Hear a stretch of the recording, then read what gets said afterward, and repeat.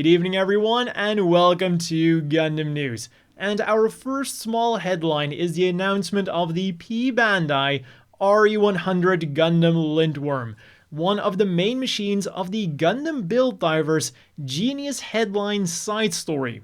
Now, when I first saw this when I was scrolling through Facebook, I thought that it was going to be one of those third-party kits because, you know, Genius being an alternative for Gundam because they're trying to dodge copyright issues.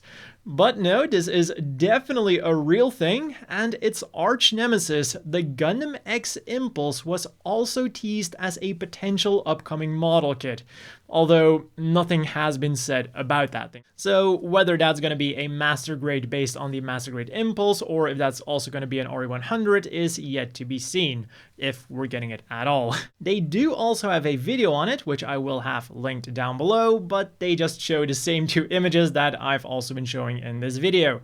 Then in other Gunpla related news, Gundam Breaker Battlogue, the newest Gunpla anime, will start airing on October the 19th. And the good news is that it's not just in Japan, where they'll be getting it through the Gundam Channel YouTube channel, but also overseas on the same date. And we will be getting it through the English Gundam.info website. New episodes will be releasing every Tuesday at 9:30, I'm assuming Japanese time, and they've also decided on the theme song, which is Breaking Blazing, sung by Mr. Fantastic. Nice. And then the final bit of Gunpla news is, of course, October's Gunpla lineup. On the 16th, we're getting the high-grade Iron-Blooded Orphans Gundam Gremory for 1,980 yen, around 17 US. The SDW Heroes Artsena Gundam X for 660 yen, around 6 US. And the SDW Heroes Sergeant Berde Buster Gundam Deluxe set for 2,200 yen, around 20 US.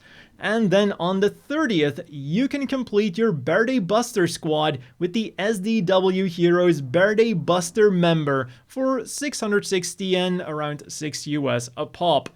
And then also on the same date, you can get the SDW Heroes Nobunaga Gundam Epion Dark Mask version for 770 yen, around 7 US.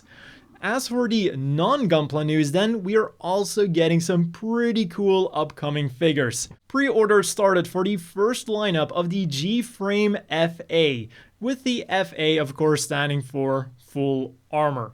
Now, at first I thought I was quite sure why they were naming it Full Armor, because looking at the lineup, 3 of the 4 units have an existing Full Armor version, albeit just with a slightly different name. We have the Dual Gundam with the Assault Shroud Armor, the NT1 Alex, Chobham Armor sold separately, which is going to be a set with the Kempfer, and then the new Gundam with Twin Fin Funnel set. Now the HWS might not be part of this lineup yet, but so be it. I thought I still kind of had a feel of why they were naming it Full Armor. Then the 4th unit is the Freedom, and just part of me was kind of hoping that they were going to make some kind of special Full Armor version of the Freedom for this set, but it is just the regular old Freedom. But then I did some more research, and it turns out that the Full Armor is actually in reference to the fact that apparently the G-Frames' thighs and upper arms don't actually have armor on the backside, which is something that I wasn't aware of because it's something that they conveniently don't show you on the promotional images. So now with this line, they redesigned these figures to actually have armor on the backside, or in other words, to be full armor. Then the static frame is also slightly overhauled, but that's probably kind of a moot upgrade because most people are going to be using the flexible frame, in which case the static frame becomes an action base. But regardless of that, one box will cost you 649 yen a piece, or you can also get a 10 set for 6,490 yen, around 60 US, and then these figures will be coming your way in February.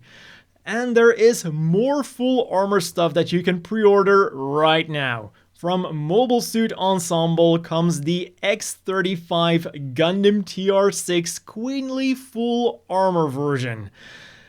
And at 14,300 yen, like around 120, 130 US, This isn't just a full armor set, but also a full weapon set, as they quite clearly show you on the promotional images. That being said, it is not quite as big as you might be expecting based on the price and those very bulky looking images. At 15 centimeter, it is actually smaller than the full height of the always bulky Zaku 3. So yeah, I'm personally gonna hold out for the high-grade version of this if they ever release one. But if you want the SD version, it's going to be releasing in March.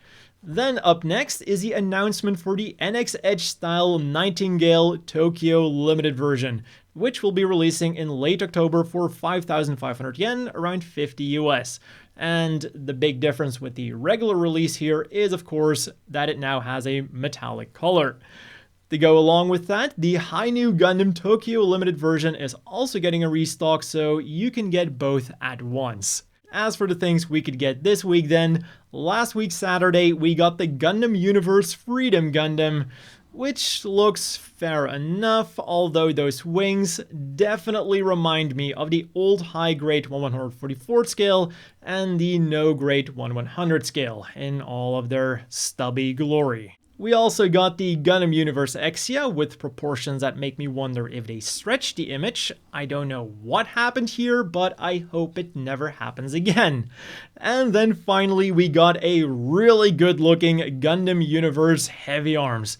The Gatling gun might be a little bit oversized, but I do not necessarily see that as a bad thing. And now we just have one more Gundam Wing unit to go, and we'll have all 5 of the original Gundam Wing Gundams. And if you want any of these, I will have them linked down below, and they all go for 3,300 yen a piece, around 30 US. And on Friday then, which is either today or yesterday, depending on your time zone, the high-grade RX-78-2 Gundam PR Ambassador of the Japan Pavilion Expo 2020 Dubai version went for sale. As I've talked about in the past, you're mainly gonna want to get this as a collectible, because for 2,420 yen, a little under 25 US, it really doesn't offer that much more than its significantly cheaper retail counterpart. They threw out the bazooka, overhauled a few parts, gave it some stickers, and gave it a really nice looking box. I also wonder if that box just feels more luxurious than a normal Gunpla box. And to help you with building this Gunpla, you could get the November issue of the Smart magazine, which comes with this really cool looking past and future Gunpla pouch where you can store all of your Gunpla building tools. And on the same page, they also reminded us of the short 1-minute Gundam Kun videos, which you can of course check out if you're either living in Japan or pretend that you're living in Japan with NordVPN. The VPN that not only changes your location, but also protects your online data. And as an added bonus, if you change your location to Japan, you also get the much superior Japanese commercials. And if you use my link down below or the code KKRT, you'll get a 2-year plan plus bonus gift with huge discount that you can use on 6 different devices. In other news then, a Yasuhiko Yoshikazu / Gundam The Origin exhibition will be held in the AJ Anime Museum in Saitama from January 22nd until March 21st.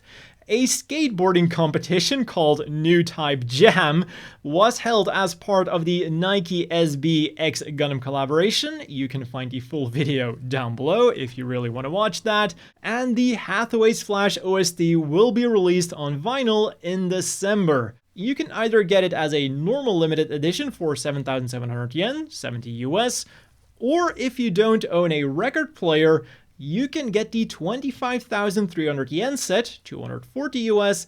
That includes a $50 record player with a Hathaway design on it. A great value if I do say so myself.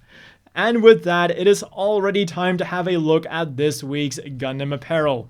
On Wednesday, Bankore opened the reservations for the Char's counterattack Mark X Mobile Suit project.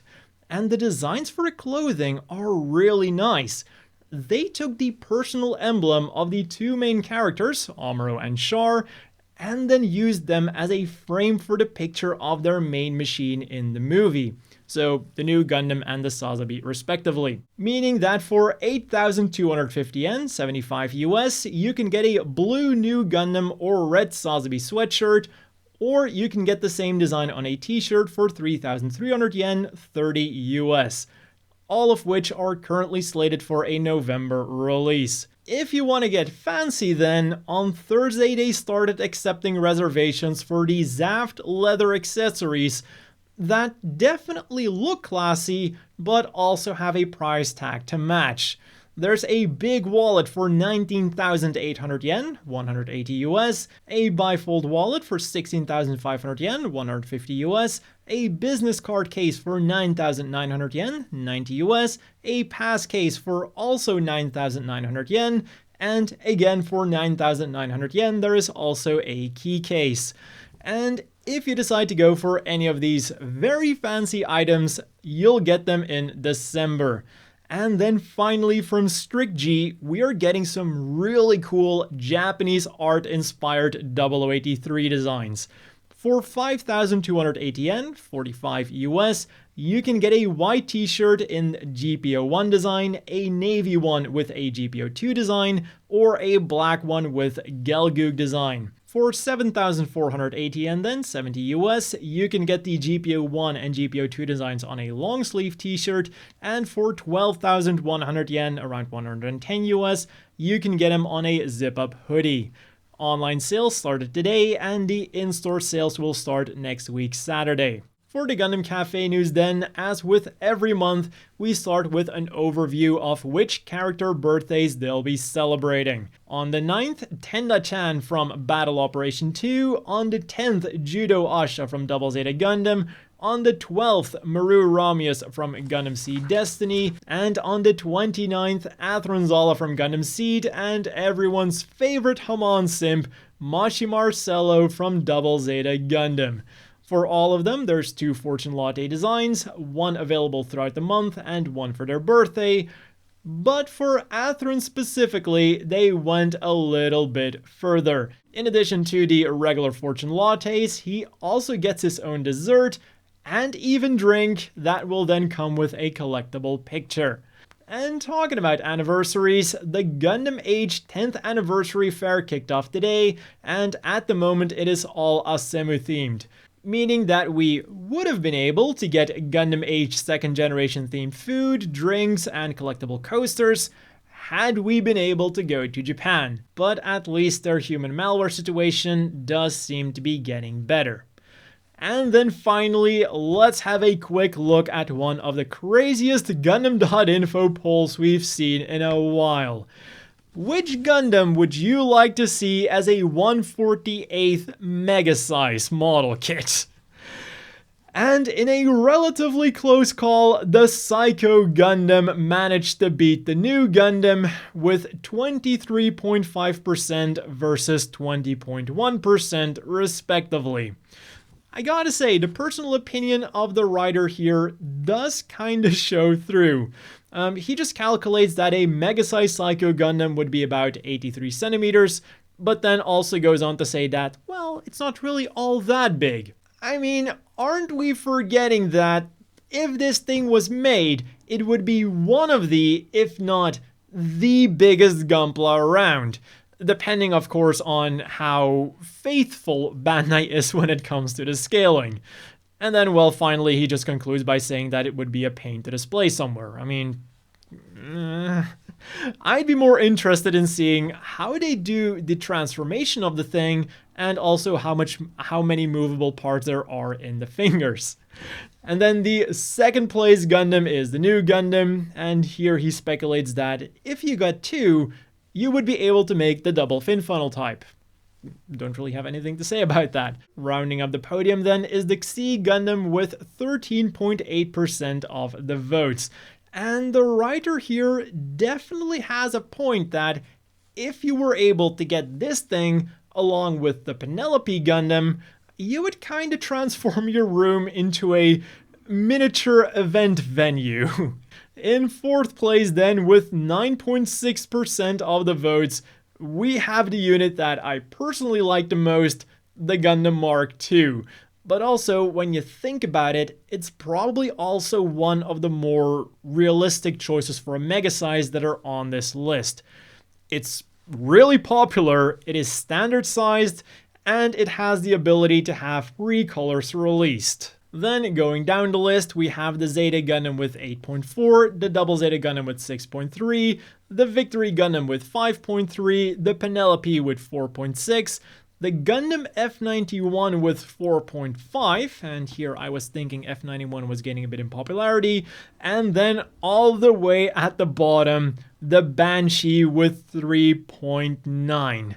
Now, I guess this was kinda to be expected. Not only is one of its pilots a bit less than stellar, but between an already existing normal unicorn mega size and a metric fuck ton of Banshees in other scales, I can see why people would vote for just literally anything else, please. Give another model kit a chance as well. And with that, we end this week's Gundam news. As always, a big thank you to the Patreon supporters. I hope everyone watching has a great day, and I'll see you all next week with more Gundam news.